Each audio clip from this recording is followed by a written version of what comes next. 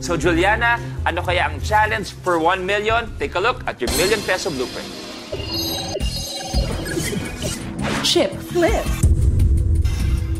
Flip, flip, flip ang sabi ng chip.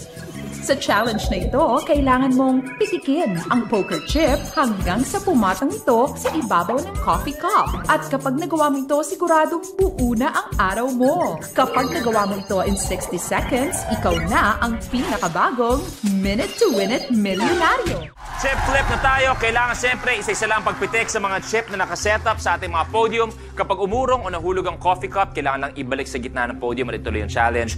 Para sa yung ultimate challenge, ang kailangan mong magawa ay magstay ang tig-isang poker chip sa 3 coffee cup na nag-aantay sa gitna ng podium. Okay?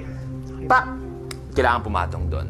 Juliana, magandang katanungan bilang ikaw ang ating last man standing. But why do you deserve 1 million pesos? I believe I deserve the 1 million kasi alam naman ng lahat na after ko manalo ng Q&A ng 1 million, sa panahon ngayon na ang mamahal ng mga bilihin, di ba? 1 million is not enough para matupad ko yung pangarap ko para sa nanay ko na magkabahay. So, yung 1 million ko na napanood sa Q&A, aminado po ako, hindi na siya buo, pero nakapagpundar po ako ng mga gamit namin ng mama ko, yung mga kinakailangan ko sa trabaho. So, ang goal ko talaga, sisimulan ko na kumuha ng bahay. So, if ever naman nalo ko sa Minute to Win It, makasisimulan ko siya agad. Ang laking tulong. At tandaan nyo, malaking bagay yun, Pwede ka manalo hindi lang 1 million. Pag nagtuloy-tuloy, pwede ka manalo ng 2 million pesos. Laking tulong na sa pangarap mo, okay? Para kay nanay. Para kay nanay. Para kay nanay. Ito na ang ultimate challenge for 1 million. You deserve it. You have a minute to win it.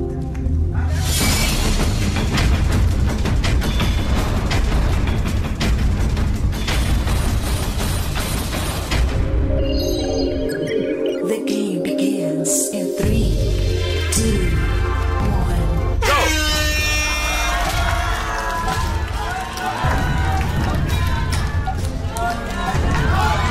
Ibalik lang sa gitna, ituloy.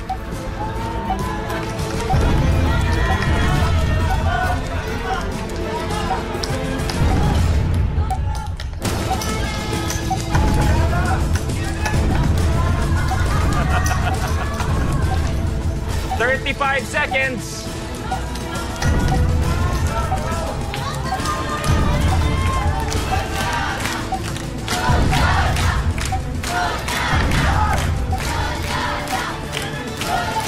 "20.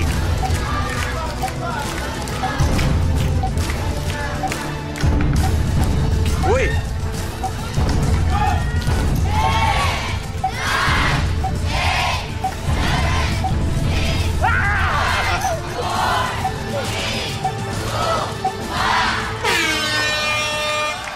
Your game is over.